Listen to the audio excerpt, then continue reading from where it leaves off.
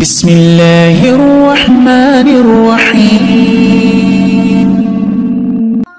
আমি আপনাদের সাথে সংক্ষেপে কোরআনের প্রথম দিকের নাজিলকৃত আয়াতগুলো সম্পর্কে কথা বলতে চাই। প্রথম দিকের নাজিলকৃত সূরাগুলোতে সম্ভবত সবচেয়ে বেশি যে বিষয়ে আলোকপাত করা হয়েছে তা হলো পরকালীন জীবনের ধারণা, কিয়ামত দিবস, জান্নাত, জাহান্নাম, হিসাব নিকাশ, পৃথিবীর ধ্বংস হওয়া, এই জীবনের পর আমাদের পুনরায় জীবিত করা। এই পরকালীন বিষয়গুলোর উপর বারবার আলোচনা করা হয়েছে, বারবার এবং বিস্তারিত আলোচনা করা হয়েছে। এখন প্রশ্ন হলো, কেন? ইসলামের প্রধান মূল প্রতিপাদ্য বিষয় পরকাল হওয়ার উপকারিতা কী? বিশেষত প্রাথমিক অবতীর্ণ সূরাগুলোতে যখন ইসলামের মূল ভিত্তি প্রতিষ্ঠা করার চেষ্টা চলছিল। ব্যাপারটা হলো, উদাহরণস্বরূপ কোরআনের এক জায়গায় বলা হয়েছে, কাল্লা বাল তুহিব্বুন আল আজিলা ওয়া তাযারুন আল আখিরা, তোমরা তাড়াতাড়ি পাওয়াকে ভালোবাসো এবং পরকালকে উপেক্ষা করো। আমরা যে কোনো জিনিস দ্রুত ভোগ করতে চাই বা দ্রুত পেতে চাই, বিশেষ করে ভালো জিনিস। আবার আমরা খারাপ জিনিস থেকেও দ্রুত মুক্তি পেতে চাই। এই মানসিকতাকে এই আয়াতে চ্যালেঞ্জ করা হয়েছে। এই মানসিকতার ফলে আমরা দেরিতে পাওয়া যাবে এমন বিষয়কে দূরে সরিয়ে রাখি। এখন যদি কেউ আপনাকে বলে পরকালীন মুক্তির ব্যাপারে তোমার আরও সচেতন হওয়া উচিত, আপনি তখন ভাবেন এই মুহূর্তে আমার আরও বড় বড় বিষয় নিয়ে চিন্তা করার আছে, যেমন চাকরি, টাকা পয়সা, পারিবারিক বিষয়, ব্যক্তিগত বিষয় ইত্যাদি। আমাকে এখন পরে আসা বিষয়ের চেয়ে বর্তমানের বিষয়গুলোর প্রতি অগ্রাধিকার দিতে হবে। কোরআন কি করে? কোরআন আমাদের সামনে বৃহৎ চিত্রটি তুলে ধরে। অন্য কথায়, আমি এখানে যাই করি না কেন তা তুচ্ছ বা অর্থহীন নয়। আফা হাসিবতুম আন্নামা খলাকনাকুম আবাসা ওয়া আন্নাকুম ইলাইনা লা তুরজাউন, তোমরা কি ধারণা করো যে আমি তোমাদেরকে অনর্থক সৃষ্টি করেছি এবং তোমরা আমার কাছে ফিরে আসবে না? অন্য কথায়, আমরা যেহেতু আল্লাহর কাছে ফিরে যাব, তাই এখানে আমরা যাই করি না কেন তার একটা উদ্দেশ্য আছে। সময়ের সাথে সাথে আমার কাজগুলোর মৃত্যু ঘটে না। আমি এখানে যে কাজই করি তার সবই রেকর্ড করা হচ্ছে।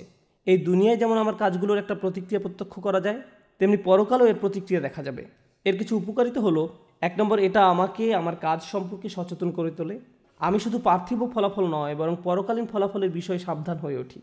এটা আমার থেকে এই ধারণা দূর করে দেয় যে আমি সকলের অগোচরে এই কাজটি সম্পাদন করেছি, আমি যা করেছি তা রেকর্ড হয়ে গেছে। 2, আমাকে এর জন্য জবাব দিতে হবে, আমার সকল কাজের জন্য আমি দায়বদ্ধ।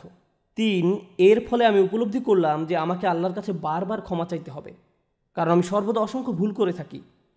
পরকালীন সচেতনতা আমাকে এমন মানুষে পরিণত করে যে আল্লাহর নিকট সবসময় ক্ষমা চাইতে থাকে। এর ফলে আমি দিন দিন আল্লাহর নিকটবর্তী হতে থাকি।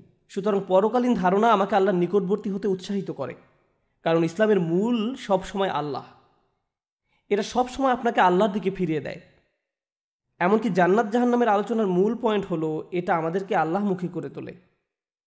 অতঃপর পরিশেষে এবং সবচেয়ে গুরুত্বপূর্ণ বিষয় হলো, আমরা কোনো কিছুকেই তুচ্ছ মনে করি না।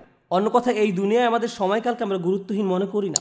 আমাদের আসল জীবনকালের তুলনায় এই পৃথিবীতে আমরা যে ক্ষুদ্র সময়টুকু অতিবাহিত করি, আমরা এটাকে জীবনের ভ্রমণ পথের একটা থামার জায়গা হিসেবে দেখি। এই দুনিয়ায় প্রেরণ করার বহু পূর্বে আমাদের রুহগুলোকে সৃষ্টি করা হয়েছে। তারপর একজন ফেরেশতা আল্লাহর নির্দেশে একটি রুহ নিয়ে আমাদের মায়ের গর্ভে দিয়ে দেন। তারপর এই পৃথিবীতে আমাদের জন্ম হয়। এই পৃথিবীর পূর্বেই আমাদের সৃষ্টি করা হয়েছে, আর এখানে আসার আগেই আমাদেরকে আমাদের বিশ্বাস নিয়ে প্রশ্ন করা হয়েছিল। আর মৃত্যুর পর আমরা অন্য আরেকটি জীবনে পদার্পণ করব। প্রজন্মের পর প্রজন্ম ধরে সেই জীবন চলবে। অনেক মানুষ হাজার হাজার বছর ধরে কবরের জীবনে রয়েছেন, ওইটাও জীবনের আরেকটা অধ্যায়।